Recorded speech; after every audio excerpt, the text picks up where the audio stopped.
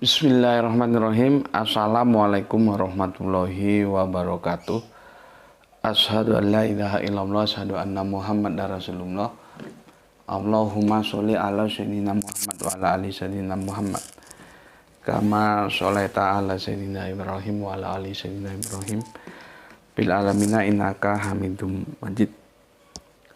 Sebelumnya kita panjatkan dahulu doa kepada Gusti Allah Agung untuk saudara-saudara kita yang telah memberikan sholawatnya kepada channel dakwah ini, sehingga channel ini dapat dengan setia eksis hadir dalam ruang-ruang diskusi kalian semuanya, ya. Tentu dengan sebuah harapan, insya Allah sholawat itu akan menjadi catatan langit amal soleh bagi mereka dan keluarganya kelak, dan insya Allah akan terbalaskan dengan balasan yang lebih baik lagi. Kemudian untuk seluruh pewer terkasihku, ya, yang ada di mancanegara maupun di dalam negeri, aku ucapkan terima kasih atas apresiasinya. Semoga selalu always dan tidak pernah never.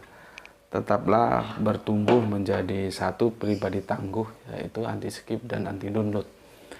Bagi yang berkenan silahkan saja di-share, tapi linknya, ya, linknya. Jadi jangan diunduh kemudian dipotong-potong, yang lebih parah lagi kemudian diadu-adu, ya, dengan video lain, ya. Itu menyesatkan. Jadi jangan.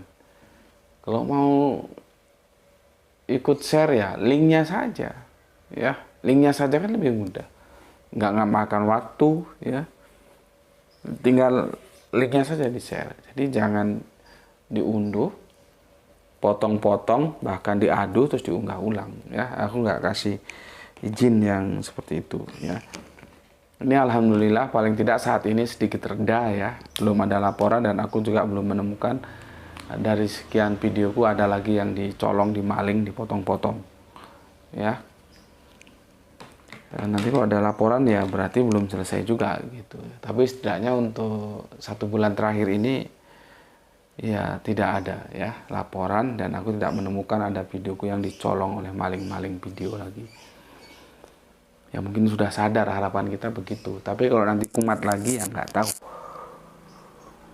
Oke. Sekarang aku akan menjelaskan yang kemarin sudah, ya. Bagaimana memahami Matius 10:16 itu aku sudah jelaskan sejelas-jelasnya. Kalau masih ada yang tidak paham juga, ya, ya karepmu kon goblok, sudah dijelaskan sebegitu jelasnya masih nggak hafal, nggak paham juga. Ya, sudah aku jelaskan, ya, penderitaan atau kesengsaraan, ya. Jadi jalan-jalan mengikuti jejak Rasul itu bukan jalan-jalan kesukaan, bukan jalan-jalan kebahagiaan, tapi adalah jalan-jalan penderitaan. Jadi kalau kita mau mengikuti jejak para Rasul, kalau kita sekarang Kanjeng Nabi Muhammad, ya harus siap menderita, ya. Jangan terus yang ada dalam otaknya bahagia. Enggak. Karena sunnahnya enggak begitu. Gitu loh. Sunnahnya perjuangan para nabi itu cukup berat. Maka yang mengikuti atau menapaktilasi sunnahnya Kanjeng Nabi, ya mesti berat. Gitu. Ya. Mana? Ini, ya. Di Ali Imran 352, di Ali Imran 355, di Quran surat As-Sab 6114 sudah kita uraikan kemarin, ya. Jadi aku anggap sudah mengerti lah, nggak ada lagi perdebatan di ayat ini, ya. Tinggal mau berkata dalam sisi yang mana, gitu. Ya. Tapi kalau mau jelasnya, ya diulang lagi, ya. Ini sudah selesai dan sudah tamat. Sekarang kita membahas topik yang baru. Sebetulnya ya sudah lama dibahas itu, tapi masih ada aja yang belum jelas, ya kita bahas lagi. Ya. Ada yang nggak terima ketika Gus Bekti bilang Yesus tidak pernah mengajarkan Tritunggal. Itu bukan kaleng-kaleng, ya memang nggak ada. Itu ya. Nah, kemarin dibantah oleh Pewer Kristen, katanya ada Gus mau bantah ini.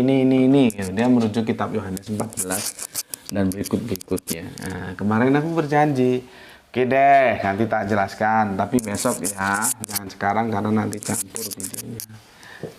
Ya, nah sekarang aku mau menepati janji, karena janji itu adalah hutang yang harus dibayar. Setiap janji itu menjadi hutang dan setiap hutang itu harus dibayar.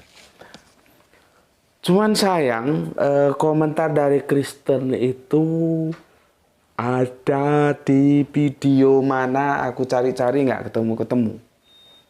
Ya. Cuman substansinya aku masih hafal lah, masih melekat ya. Ketika aku mengatakan bahwa Yesus itu tidak mengajarkan Tritunggal ya. Yesus itu tidak mengajarkan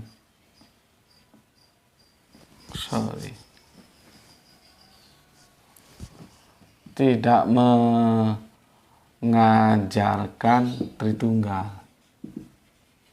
atau Trinitas. Tidak pernah. Ya. Kok dia menyanggah dengan mengutip Yohanes. Nanti kita lihat ada Yohanes 14, ada Yohanes 15 juga, ini dia kutip. Nanti berikutnya juga ada ya.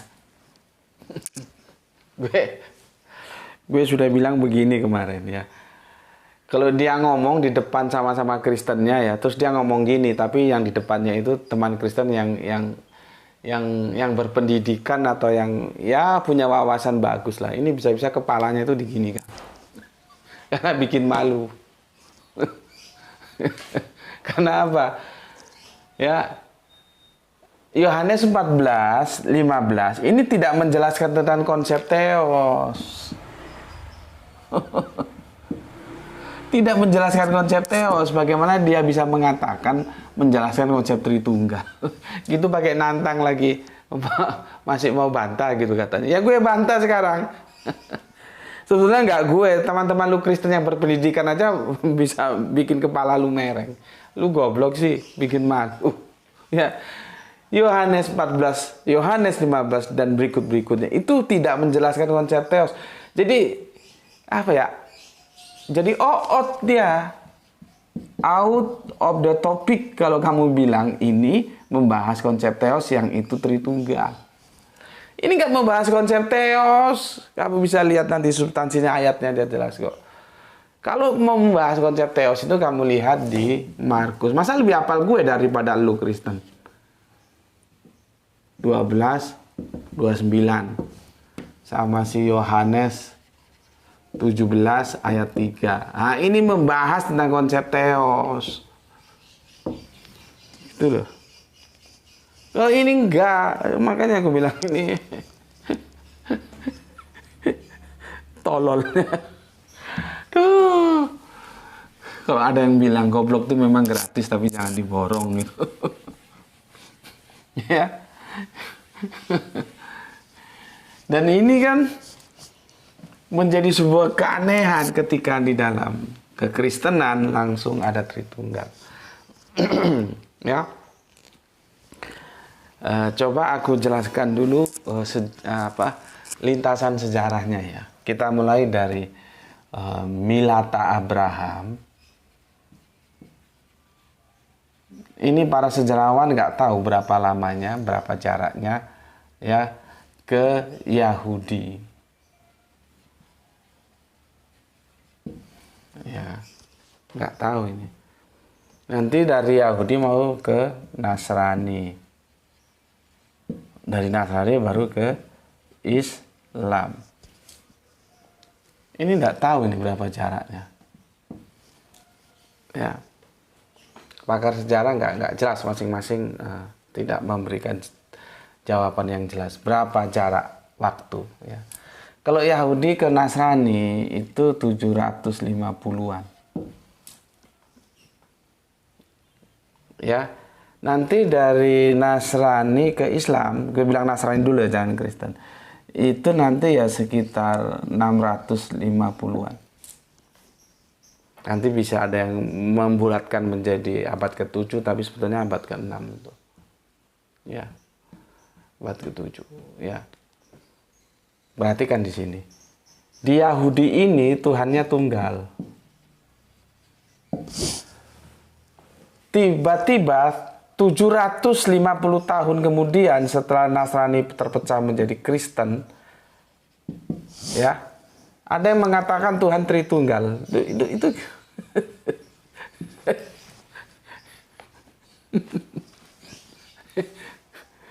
itu nalarnya di mana gitu loh. Karena kamu tanya Yahudi nggak pernah mengatakan Allahnya Tritunggal. Ini kan satu garis ini, ya. Ya. Jadi di sini Tuhan itu ya tunggal, ya. Jadi Tuhan tunggal. Di sini Tuhan Tritunggal, ya. Kapan dia? Setelah 750 atau 7,5 abad baru muncul. Lu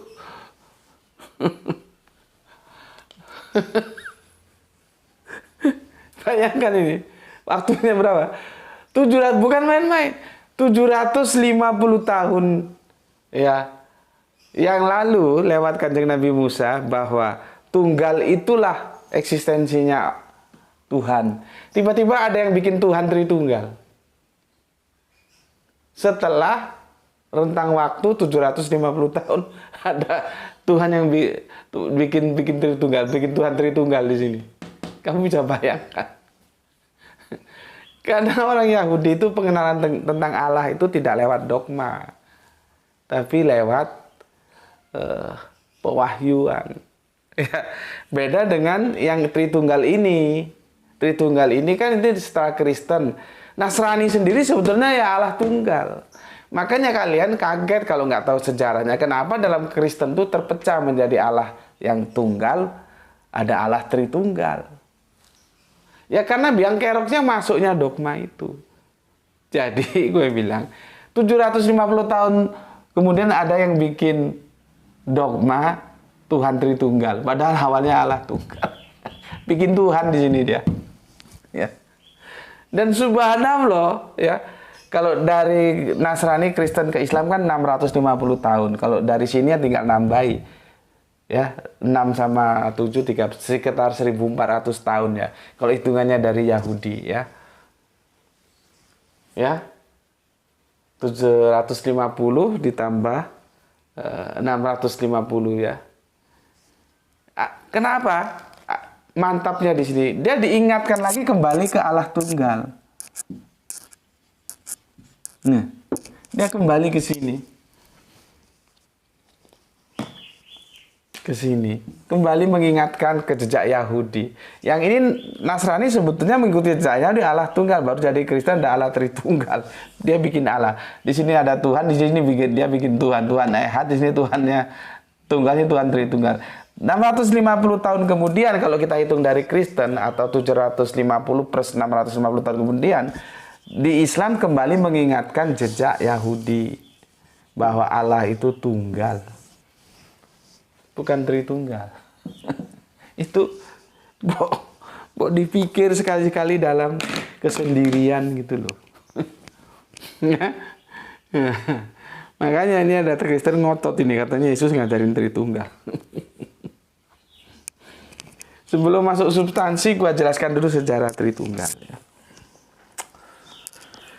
Supaya dengan ngaji di sini harapan gue itu tololnya, gobloknya itu hilang gitu lah ya. Ya sebelum kita masuk apakah Yohanes 14 dan Yohanes 15 itu benar-benar membicarakan konsep teos. Itu gue sudah ingatkan konsep teos itu di sini. Ya, dengarlah orang Israel, Tuhan Allah kita, Tuhan itu tuh tunggal. Di sini inilah hidup yang kekal itu yang mengenal engkau satu-satunya Allah yang benar, satu-satunya, klop. ketemu ini. Tunggal itu ya satu-satunya, bukan Tritunggal. Ya, ini satu-satunya. Jadi ini klop ini. Ya, ketemu.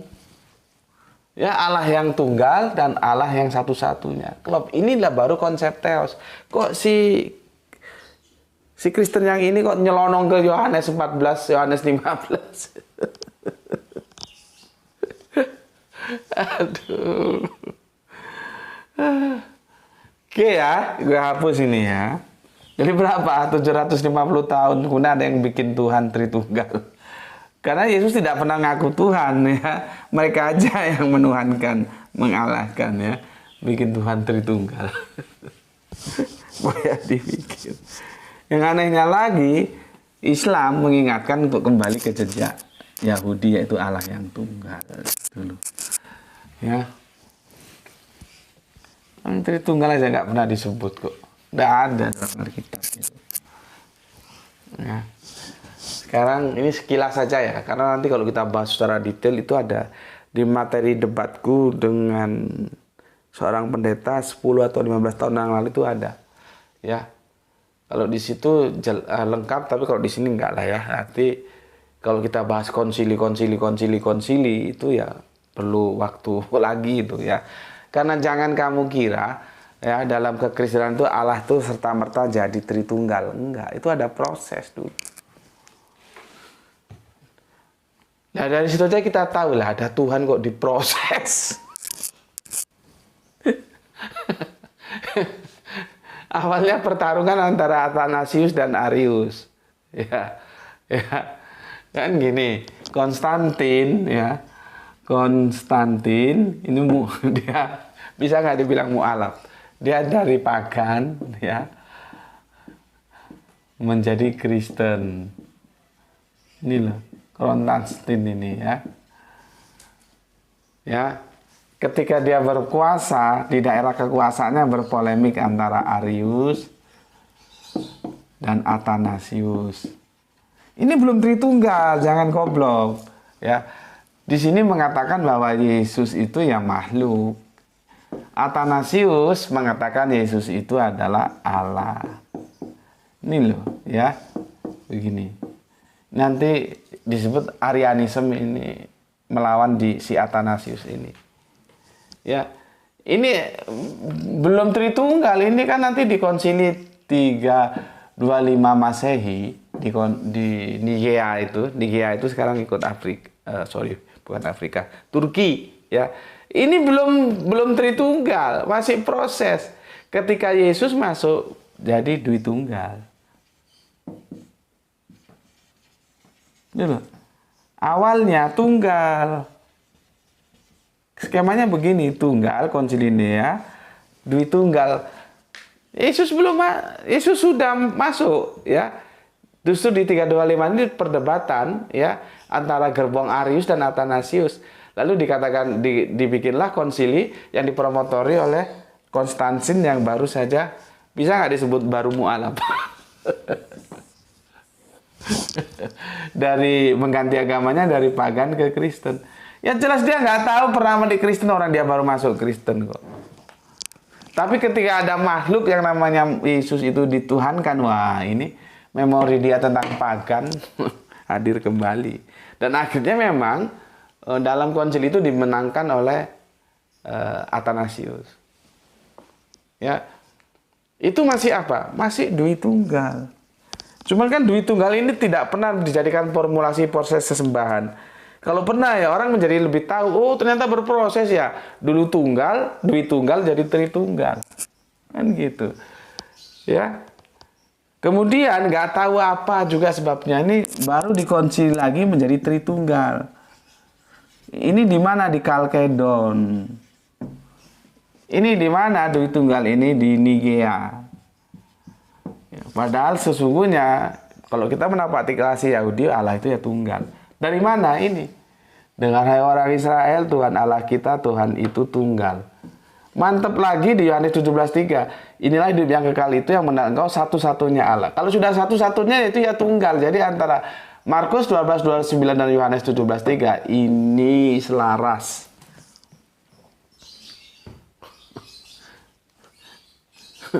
Nggak ada bilang Allah Tritunggal.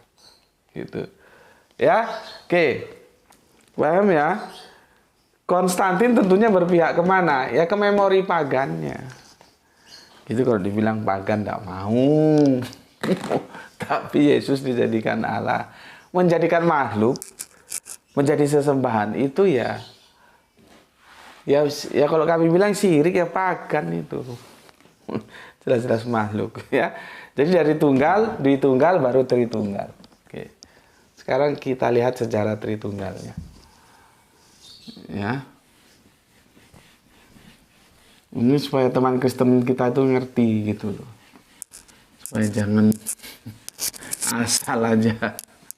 Ya, ngerti bagaimana ceritanya gitu. So, kamu nanti mau yang mana itu ya terserah kamu. Yang jelas dari sini ketika kamu sebelum ngaji di sini goblok, setelah ngaji di sini pintar gitu aja. Kalau kamu tetap Kristen ya terserah urusanmu. Mau Kristen mau jadi mau Arab mau apa kok mau Hindu terserah. Gue gak pernah ngurusi iman lu. Yang gue jelaskan yang gue urusi adalah bagaimana memahami teks-teks suci baik itu dari perspektif Islam maupun Kristen, Yahudi ataupun kalau bisa Milatah, itu ketundukan kita terhadap teks. Itu aja. Kembali ke Alkitab. Oke. Ya. Sejarah ya. Ini supaya tahu dulu ini. Tritunggal atau Trinitas ya. Ini sejarahnya. Ya. Itu baru muncul abad ketiga, bos. Jadi kalau dibandingkan dengan Yesus, jauh. Yesus itu manusia abad pertama, abad ketiga. Belum lagi kalau tadi aku bilang, 750 tahun kemudian baru ada orang bikin Tuhan Tritunggal. Padahal awalnya Tuhan Tunggal. Manisnya lagi, ya, 6,5 abad atau katakanlah 6 abad kalau dibulatkan atau 7 abad lah ya. Kemudian Islam datang mengajak kembali ke apa yang disampaikan Yahudi bahwa Allah itu tunggal. Kan asik. Ini abad ketiga bikin Allah Tritunggal. Ya, aku kurang hafal nama-namanya ya. Jadi gini, ada laporan dari teolog Latin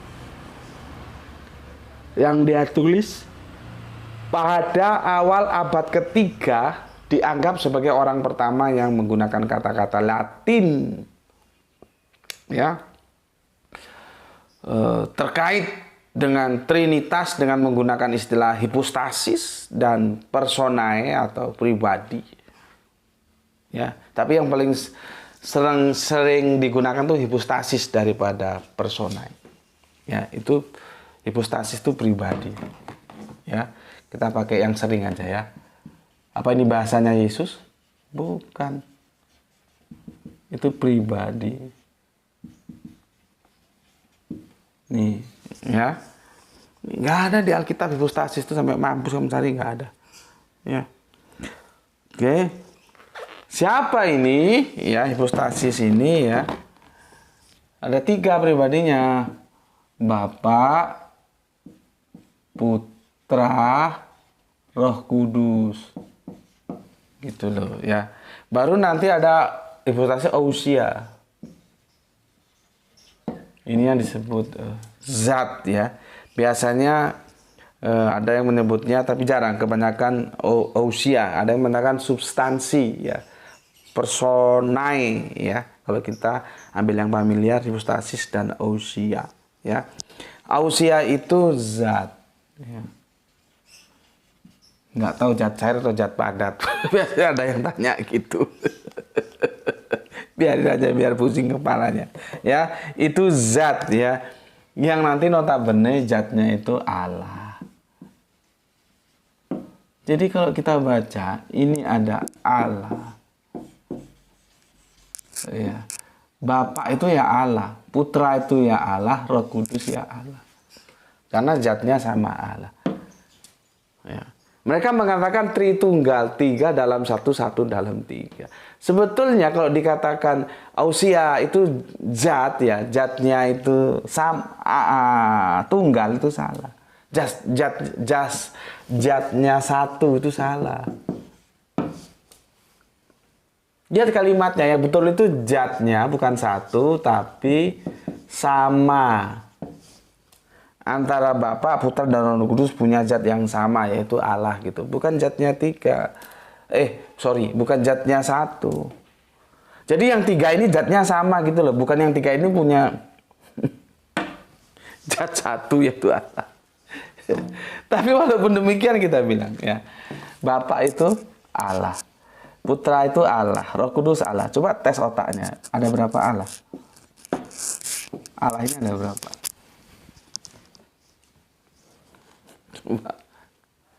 Mesti jawabnya 1. Kalau gitu kamu telepon guru les privat matematika, tolong diajarin ini 1 tambah 1 tambah 1 berapa. Karena sudah jelas ini kan pribadinya berdiri sendiri. Ini berdiri sendiri ya. Yang melambangkan Bapa, Putra, dan Roh Kudus kan 3. Zatnya sama. Kalau disebut zatnya 1 itu sebetulnya kurang tepat. Yang tepat itu zatnya sama, mempunyai zat yang sama. Walaupun zatnya sama, tapi kan tetap aja 3 ini.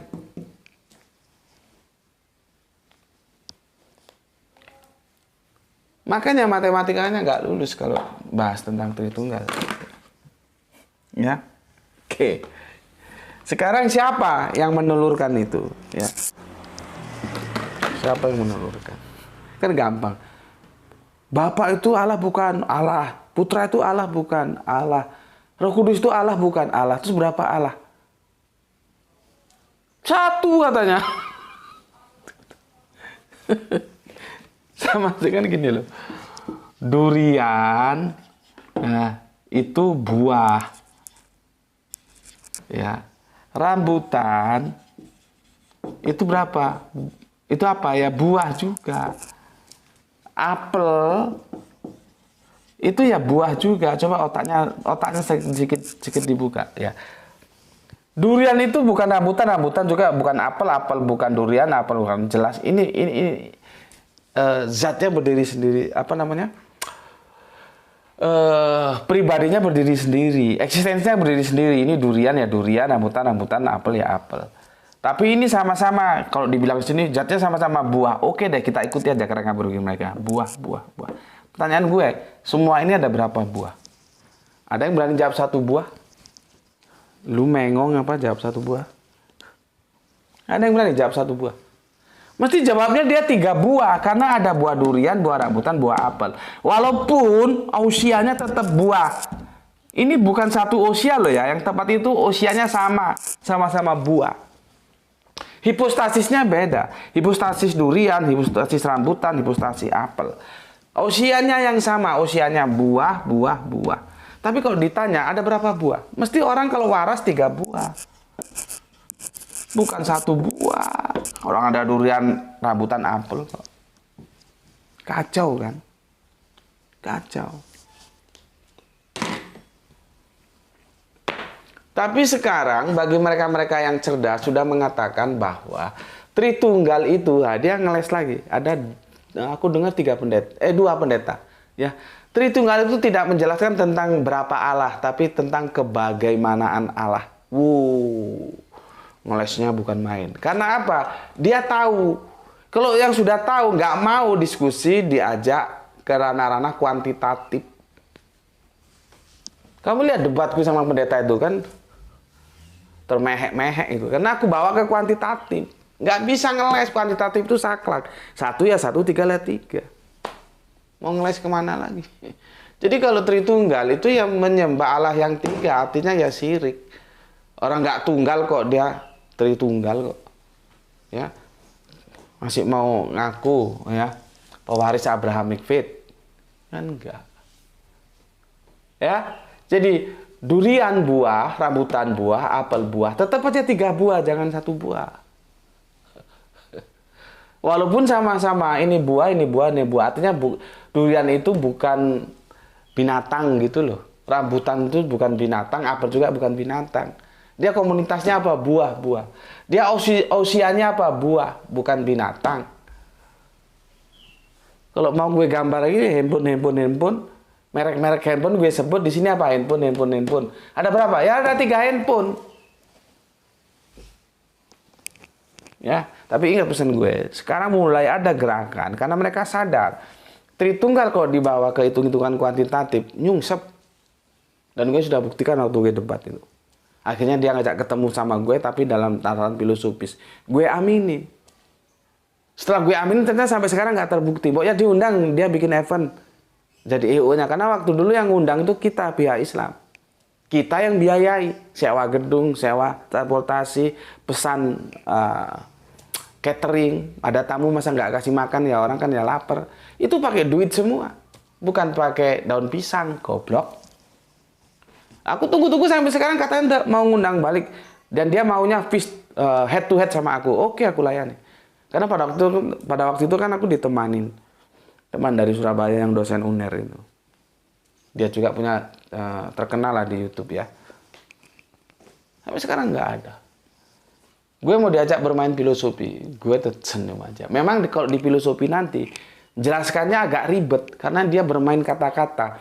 Kecuali kalau dibawa di kuantitatif dia nggak berkutik. Ada yang bilang masalah dikuantitatifkan. Lah ini apa? Bukan kuantitatif ini. Tunggal itu kuantitatif. Gitu loh. Ya. Oke. Ini sudah aku jelaskan ya. Semoga teman Kristen kita yang bilang Yesus mengajarkan Tritunggal itu ya ngerti lah ya. Ngerti bahwa apa yang aku katakan itu memang benar, Yesus tidak mengajarkan Tritunggal. Ya. Jaraknya aja 750 tahun baru bikin Tuhan kok. Tuhan Tritunggal. Bikin konsep Tuhan ya. Oke, aku bacakan saja supaya karena ini nama-nama agak ribet. Seorang teolog Latin itu menulis pada awal abad ketiga. Jadi tulisannya itu awal abad ketiga. Abad ketiga. Yesus kemana? Ya sudah wassalam. Ada rentang waktu 3 abad kok. Ya. Jadi jangan kamu kira bagaimana Yesus akan mengajari. Orang Yesus sendiri sudah wassalam kok ketika abad ketiga. Katanya sudah nggak mungkin. Ya. Oke. Seorang teolog Latin yang menulis pada awal abad ketiga dianggap sebagai orang pertama yang menggunakan kata-kata Latin terkait dengan Trinitas. Kalau kita Tritunggal. Dengan menggunakan istilah ada hipostasis. Ya. Disebut lagi biasanya persona tapi jarang ya. Orang paling familiar hipostasis ya itu pribadi ya. Gue, lu itu pribadi ya. Nanti ousia zatnya kadang-kadang disebut substansi ya. Ousianya itu lu, gue, kita itu manusia. Nah, kira-kira gitulah penggambarannya ya. Itu sebagai upaya untuk menjelaskan bahwa Bapa, Putra, dan Roh Kudus adalah satu dalam esensi, bukan satu dalam pribadi. Nah, jelas toh, pribadinya kan 3. Mereka yang disembah ya 3, jangan ngaku tunggal. Kalau dibilang syirik nggak mau. Ya, oke. Sekarang penjelasannya. Siapakah dia? Bapak gereja pertama yang tercatat menggunakan kata Trinitas adalah Tertullian.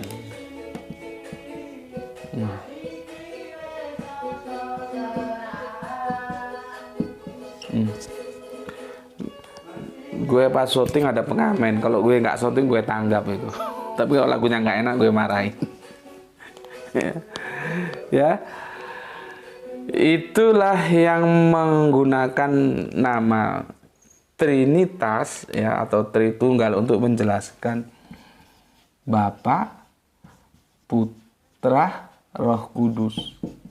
Nih, Tertullian ini. Itu sejarahnya. Kapan abad ketiga?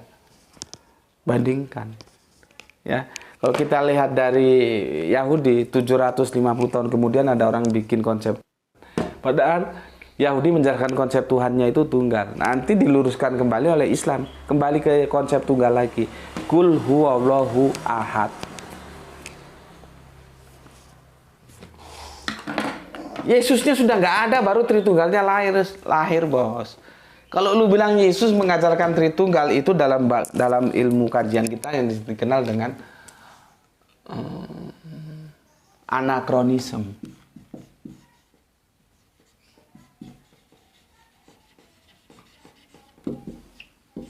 Waktu nggak tepat, meleset atau meleset. Kenapa? Tritunggal itu baru abad ketiga ini. Sedangkan Yesus kan sudah wassalam.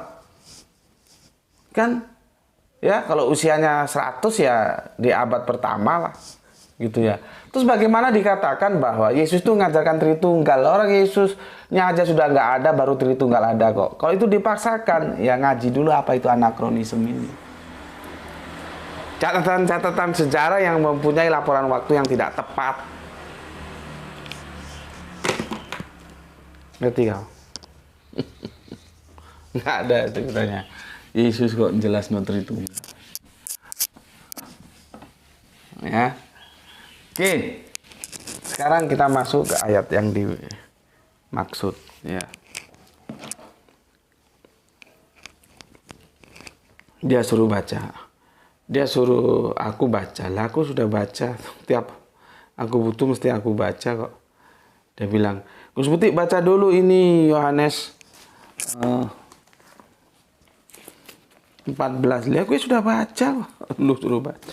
Nih ya. Yohanes 14 itu tajuknya aja, perikopnya adalah Yesus menjanjikan penghibur. Nih.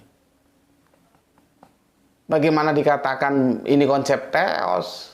Kan orang makan sabun kali katakan ini konsep teos. Ini nggak menjelaskan konsep teos, tajuknya aja sudah jelas.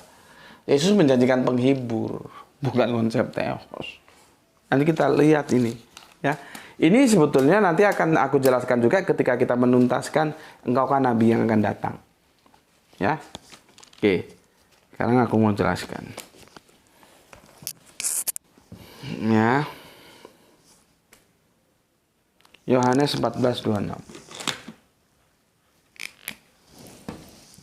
Yohanes ya 14:26. Lihat ini. Tadi tajuknya sudah jelas ya. Penghibur. Ya. Lihat ini. Tetapi penghibur yaitu Roh Kudus yang akan diutus oleh Bapa dalam namaku. Dialah yang akan mengajarkan segala sesuatu kepadamu dan akan mengingatkan kamu akan semua yang telah kukatakan kepadamu. Siapa Roh Kudus itu? Ya. Roh Kudus itu siapa? Itu yang jadi pertentangan nanti. Kalau kita lain, ya nanti kita buktikan. Kalau teman-teman Tritunggal mengatakan Roh Kudus itu salah satu dari Allah yang Tritunggal itu. Ya silakan saja diklaim, tapi data nggak mendukung itu. Ya, di mana ada penjelasan di sini Tritunggal? Hanya karena ada penghibur yaitu Roh Kudus, ada Bapa, ya. Ada Yesus terus kamu bilang itu Tritunggal. Kan terlalu jauh panggang dari api apa yang ada, apa yang disimpulkan. Maka kalau begitu seperti katanya Guru Andrew Kem, sekalian saja ayam itu berkokok, akhirnya berkokok berapa kali itu? 3 kali kamu jadikan. Oh itu karena ayamnya berkokok 3 kali ya sudahlah 3. Oh karena masih tunggal ya sudah Tritunggal gitu. Kenapa ayam berkokok nggak kamu jadikan argumen? Hanya karena ada 3 ya, anggapanmu begitu. Ada 3 ya, ada Bapa, ada Roh Kudus, ada Yesus. Terus lu bilang, ini Tritunggal. Tritunggal dari Hongkong apa? Ya, dia suruh baca, aku disuruh baca. Lu belum nyuruh, gue sudah ludes ini, gue pelajari. Ya, lihat tadi itu sampai gue spidol. Oke. Supaya dia puas ya. Gue jawab lagi, ya. Ayat ini sama sekali nggak menjelaskan tentang konsep teos. Jangan dibandingkan ini. Ya, jauh bos, ini konsep teos. Ya. Oke. Selanjutnya Yohanes 15:26. Gue turutin apa mau lu ya. Karena punya harapan gue untuk lu kembali ke Alkitab, bukan ke dogma atau dongeng.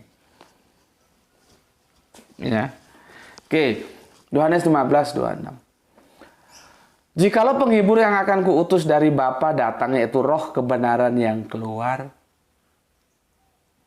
dari Bapa, ia akan bersaksi tentang aku. Mana ada Tritunggal? Ayo jelasin mana. Di sini Anda menjelaskan penghibur, ya, Bapa, aku. Ya memang 3 sama di atas tadi. Lah kok ngawur terus dijelaskan karena 3 itu Tritunggal. Boy yang ngikuti gurem kalau gitu ya sudah, ayam berkokok 3 kali itu juga Tritunggal.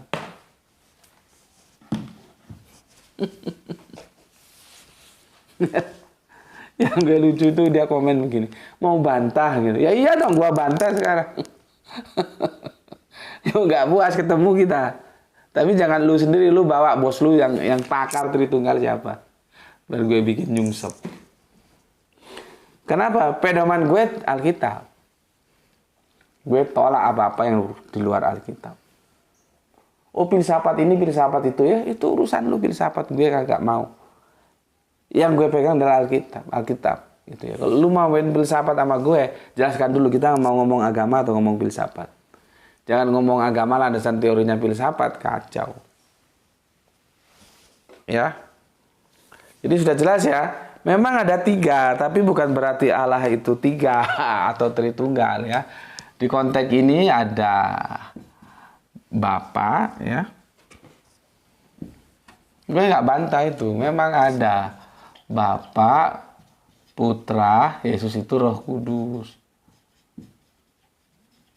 Tapi jangan mentang lu lihat ada 3 terus Allah itu 3 tunggal gitu loh. Yang bikin kacau kan itu. Ya, ada Bapa, ada Putra, ada Roh Kudus. Di konteks ini pembicaraannya begitu. Tapi ini sama sekali tidak menjelaskan bahwa Allah itu Tritunggal. Enggak.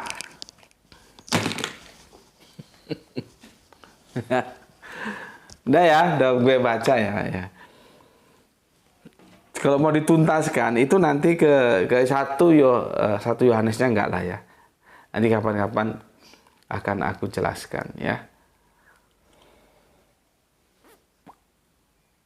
Ini Matius 26:75 ini. Maka teringatlah Petrus dan apa yang dikatakan Yesus kepadanya. Sebelum ayam berkokok engkau telah menyangkal aku ping 3 kali. Boya ini dijadikan landasan, jangan ayat ini. Kan sama-sama 3. Itu 3 kali disangkal. Ayam berkokok ya sudah. Kan gitu seharusnya ya. Oke. Aku sudah Yohanes 14:26 sudah, 15:26 juga sudah. Terus ini Yohanes 14, 15, 16. Jikalau kamu mengasihi aku, kamu akan menuruti segala perintahku. Tentang ketaatan, bukan tentang Allah yang Tritunggal. Ya, yang ke-16, aku akan minta kepada Bapa dan Dia akan memberikan kepadamu seorang penolong yang lain supaya ia menyertai kamu selama-lamanya. Ya, siapa seorang itu? Ya nanti kita perdebatkan lagi. Ya, siapa penolong yang lain itu? Apa nabi? Apa manusia? Apa malaikat? Apa jin? Ya, nanti kita diskusikan lagi itu ya. Tapi yang jelas di sini tidak menjelaskan Trinitas atau Tritunggal, tidak ada lain. Ini bilang ke kanan, kamu simpulkan ke kiri ya, kamu aja yang goblok gitu. Ya. Oke, menariknya di sini ya.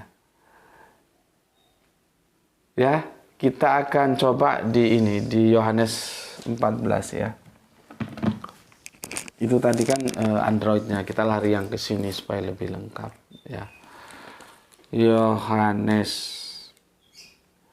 14 ya. Kan begini, lihat ini ya. Jikalau kamu mengasihi aku, kamu akan menuruti segala perintahku. Lah Yesus perintahkan apa? Lihat ini. Markus 12:29, Allah tunggal. Lihat ini Yohanes 17:3 satu-satunya Allah. Itu loh caranya beragama, ngikuti gitu. Jangan kamu bilang Kristen mengikuti Kristus tapi aplikasinya kamu mengikuti Tertulian. Ya nggak kena. Ngaco. Ya. Oke. Sekarang masih 45 ya. Sebentar lagi ada yang kemarin perlu aku sampaikan ke kamu ya. Dia akan menjelaskan semuanya aku katakan kepadamu selagi aku berada bersama-sama dengan kamu. Tetapi penghibur yaitu Roh Kudus diutus oleh Bapa dalam namaku. Dialah yang akan mengajarkan segala sesuatu kepadamu dan meninggalkan kamu dan semua yang telah kukatakan padamu. Mana? Konsep Teos Tritunggalnya mana itu loh? Ini sudah aku baca sampai ujung. Ya, nggak ada yang menjelaskan Tritunggal. Ya, nggak ada. Ya, apa kurang puas lagi? Mana yang akan aku jelaskan ya? Pada waktu itulah kamu akan tahu bahwa aku di dalam Bapa dan kamu di dalam aku dan aku di dalam kamu. Mantap ini. Oh itu Allah itu Yesus, karena aku di dalam Bapa, Bapa di dalam aku. Itu sudah aku jelaskan 3 tahun yang lalu. Satu video. Kalau begitu caranya nggak jadi Tritunggal, ada berapa itu? 16 atau 15 tunggal. Karena apa? Yesus nanti di ayat lain mengatakan, ya Bapa, bagaimana supaya para murid itu menjadi satu sama kita. Ya, sama seperti ini. Ya, mereka di dalam kita juga, kita di dalam mereka. Jadinya berapa? Bapa, Putra, tambah 1 murid kan berkhianat, 11 murid. 11 tambah berapa? 2. Berarti 14 murid, berarti 14 tunggal Allahnya. Kalau dengan cara berpikir seperti itu. Itu loh. Ya. Itu sudah kita bahas 3 tahun yang lalu. Jadi jangan karena aku di dalam kamu, kamu di dalam aku. Terus, ini dia. Ini Tritunggal. Gitu. Makanya gue bilang, sekalian saja. Setelah ayam berkokok 3 kali disangkal itu Tritunggal. Ya. Terus aku mau sedikit sampaikan Yohanes 1 Yohanes ya, bukan Yohanes 1 Yohanes. 1 Yohanes. Ya. Di situ ada roh asik terkait tapi panjang, nanti kita bikin video sendiri ya. Ada roh antikristus itu ya. Ya. Begini dijelaskan ya. Roh Allah dan roh antikristus. Karena tadi kan di Yohanes 14:1 sampai 6 itu kan ada tentang roh-roh itu kan dijelaskan di sini. Ya. Begini, saudara-saudaraku yang kekasih, janganlah percayakan setiap roh, tetapi ujilah roh-roh itu. Apabila mereka berasal dari Allah, sebab banyak nabi-nabi palsu yang telah muncul dan pergi ke seluruh dunia. Berikutnya yang 2, demikianlah kita mengenal roh Allah. Setiap roh yang mengaku bahwa Yesus Kristus telah datang sebagai manusia berasal dari Allah. Lihat itu, ya. Coba otak lu dibuka dikit supaya lu tahu ada nggak Allah yang menjadi manusia atau manusia menjadi Allah. Ya. Kemarin kan sudah aku jelaskan. Sekarang kita masuk yang kedua, ya, Yohanes 1 Yohanes 4:2. 1 Yohanes 4:2. Ya, lihat ini 1 Yohanes ya. 1 Yohanes 4 yang kedua. Ya. Demikianlah kita mengenal roh Allah, setiap roh yang mengaku bahwa Yesus Kristus telah datang sebagai manusia berasal dari Allah. Mantep nggak itu? Yesus Kristus ya telah datang sebagai apa? Sebagai Allah. Manusia. Kenapa? Ya karena dia memang manusia, bukan di sononya Allah di sini bermetamorfosa jadi manusia. Kacau gitu ya. Sebagai manusia. Dari mana asalnya? Yang berasal dari Allah. Sudah kita bahas kemarin bahwa Allah bukan manusia. Ini loh. Ya. Inilah orang-orang yang dekat dengan Kristus, bukan anti-Kristus. Kalau anti-Kristus tidak begini. Ya. Orang-orang yang dekat Kristus itu adalah yang mengaku bahwa Yesus Kristus telah datang sebagai manusia. Islam mengakui nggak Yesus Kristus sebagai manusia? Yang berasal dari Allah. Islam mengakui nggak? Sekarang bandingkan yang mengatakan bahwa Yesus Kristus telah datang sebagai Allah yang berasal, ya kan kacau ya. Yang berasal dari mana? Dari Allah. Allah dari Allah. Kacau. Jadi bukan Yesus itu Allah. Yesus itu berasal dari Allah. Siapa dia? Manusia. Lewat firman yang aku jelaskan kemarin. Allah berfirman. Yesus jadilah manusia. Enggak Yesus 100% Allah, 100% manusia. Itu kajian sendiri lagi itu. Karena itu melengkapi ya atau pelanjut dari Tertullian. Nanti ada Apollinaris. Dogma lagi tentang Duinatur. Amburadul pokoknya kalau nggak ngikuti Alkitab. Ya, di mana Alkitab jelas no Duinatur, yang jelas kok. Yesus Kristus telah datang sebagai manusia, bukan sebagai Allah. Ya. Oke. Aku sudah jawab ya, itu jawabanku untuk teman Kristen yang mengatakan kemarin bahwa ya Alkitab menjelaskan Tritunggal atau Trinitas, ternyata omong kosongmu aja itu. Sudah kita gali 14:26, 15:26, bonus 1 Yahya 4:2 ya. Dan yang lain-lainnya tadi banyak, cuman ini aja stressing point-nya. Nggak ada terbukti atau tidak ada sebuah pesan yang bisa kita gunakan untuk menyimpulkan oh itu Yesus mengajarkan Allah Tritunggal. Tidak ada. Bagaimana Yesus mau mengajarkan Allah Tritunggal sedangkan di sini Yesus mengajarkan Allah yang tunggal kok. Di Markus dan di Yohanes, Markus 12:29 Yesus mengajarkan Allah tunggal. Yohanes 17:3 mengajarkan Allah yang tunggal. Kok tiba-tiba di sini kamu bilang Allah Tritunggal? Yesus yang bohong apa kamu yang bohong? Itu aja. Ya. Oke, sampai di sini ya penjelasanku. Jadi kalau lu bilang mau dibantah, iya gue bantah ini. Mau apa lu udah bantah. Ya. Sampai di sini dulu ya pesan aku, jaga Allah, jaga Kanjeng Nabi, jaga Al-Qur'an, jaga Islam, jaga sholatmu ya. Dalam bingkai keindahan imanmu, tetapi tetap memberi hormat kepada saudara-saudara kita yang memilih jalan lain.